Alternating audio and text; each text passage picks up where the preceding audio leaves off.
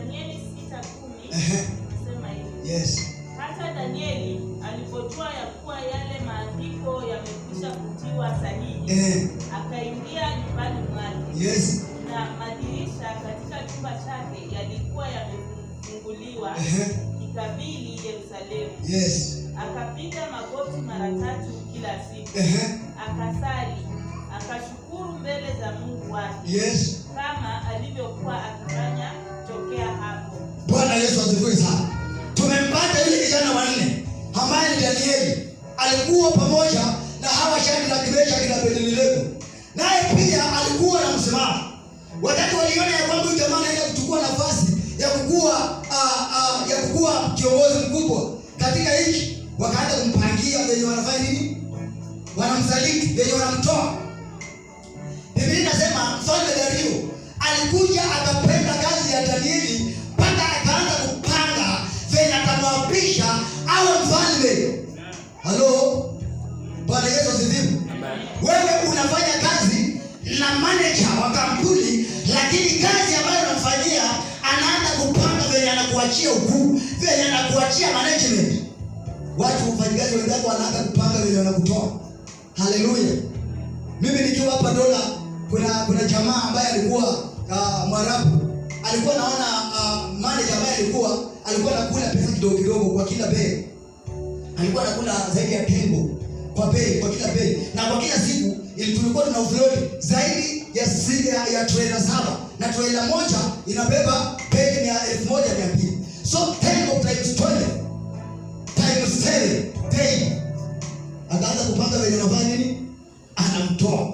Akakusanya makaratasi ya bandia, akatuma Mombasa kwa headquarters. Wakaita huyo jamaa, wakamtoa kwa management, wakamrudisha kwa kusimamia kuhesabu unga ambayo inakuja, lakini mshahara ikabaki ile. Bwana Yesu asifiwe sana. Mtu akikupangia kitu ambacho hauna vita na yeye, hata kama watakutoa kwa ile jina, mshahara inabaki ile. Sasa hivi bado ni manager, yule naye kazi iliisha. Mwenye alimpeleka kazi iliisha. Lakini yule bado ni manager. Haleluya. Bwana Yesu asifiwe. Alifanya hiyo kazi ya counter 3 months. Wakamtuma kwa depot nyingine, wamemrudisha tena Nairobi. Sasa tuko na yeye hapa Nairobi. Manager. Bwana Yesu asifiwe. Kazi ya Mungu ukifanya na moyo wako na ujitoe inalipa. Danieli wakapanga venye wanamtupa katika tundu la simba. Lakini naye huyu wa Danieli, mfalme wa Danieli, naye alihuzunika kwa kauli ambayo walikuwa wametoa ya kumtupa Danieli. Alihuzunika. Na hata wakati walikuwa wanatupa Danieli katika tundu la simba, alibariki Danieli. Akamwambia, Danieli, enda katika tundu la simba. Mungu unayemwabudu akuokoe, awe na wewe. Bwana Yesu asifiwe sana. Danieli, Mungu akatengeneza pilo, simba ikawa pilo, ikawa mattress. Danieli akaegeza mgongo wake na kichwa yake kwa simba, wakaanza kuzungumza lugha ya mbinguni. Bwana Yesu asifiwe sana. Mambo makubwa ambayo Mungu anatendea watu ambao wanamwabudu. Si watu ambao wanakuja kanisani, watu wanayeabudu Mungu. Kuna tofauti ya kwenda kanisani na kumwabudu Mungu. Usikaenge kama umefurahi na enaya kanisani. Kuna mtu alisema kwamba usifurahi kwa sababu mapepo yanafanya nini? Inakuja. Furahi kwa sababu jina lako liko wapi? Utajuaje jina lako liko katika kitabu cha mbinguni? Matendo yako ambayo unatenda, utajuaje kwamba nimeokoka? Matendo. Tazama matendo. Mambo ikikufikia mambo magumu, ukiambia Mungu, Mungu, sasa mimi nimenipata, niokoe. Utakuwa na kutetemeka? Hautakuwa na kutetemeka. Wewe utakuwa sawa tu kwa sababu kuna kitu ulifanyia Mungu. Wewe ni rafiki wa Mungu.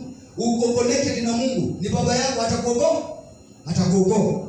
Lakini kama wewe sio mtu wa mtu fulani, wewe haujuani na daktari fulani na uko na mgonjwa emergency, basi kama mtu wao kweli atawekwa hapo, atashughulikiwa baadaye kama ameumia sana, kama ilikuwa bleeding amebleed sana. Lakini kama wewe ni rafiki wa mtu, wewe ni rafiki wa kiongozi fulani, umebeba mgonjwa wako unafika leo hospitali, ukikuangalia tu hivi unasema bwana amekuja. Huyo bwana amekuja nini? Ako na mgonjwa. Wanachukua machela ama nini for treatment na hata pio kwa sababu kuna mtu ambaye unajua. Unapeleka mtoto admission kwa shule.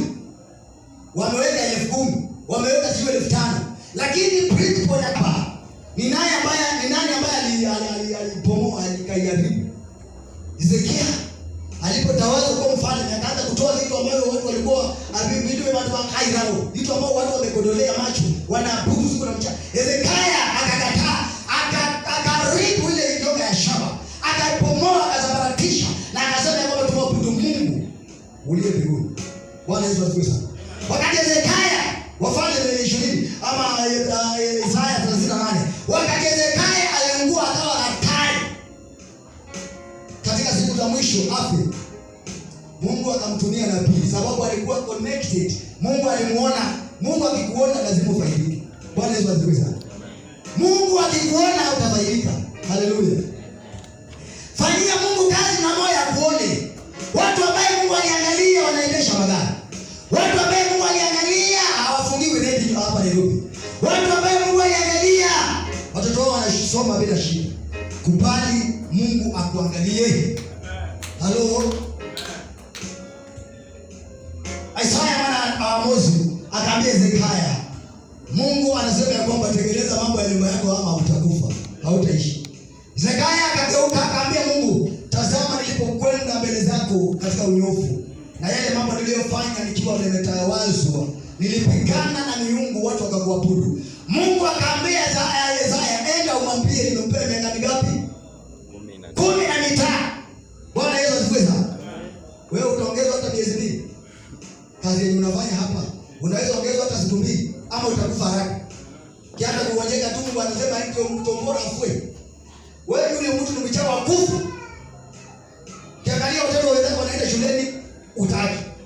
Uchawi sio kuchukua miguu kwenda kuroga ama kuchukua nguo. Kuangalia tu mtu akifanya kitu kizuri na wewe unakasirika ni dhambi na ni uchawi, utakufa haraka. Bwana Yesu asifiwe sana. Kiona mwanadamu anatoa sadaka shilingi 1,000 na kuuma, utakufa haraka, ni dhambi na ni uchawi. Haleluya. Ukiona mtu anatoa fungu la 10 kila Jumapili inakusumbua akili, ni dhambi. Utakufa haraka. Maana ni uchawi. Praise God. Fanya kazi ya Mungu kwa moyo.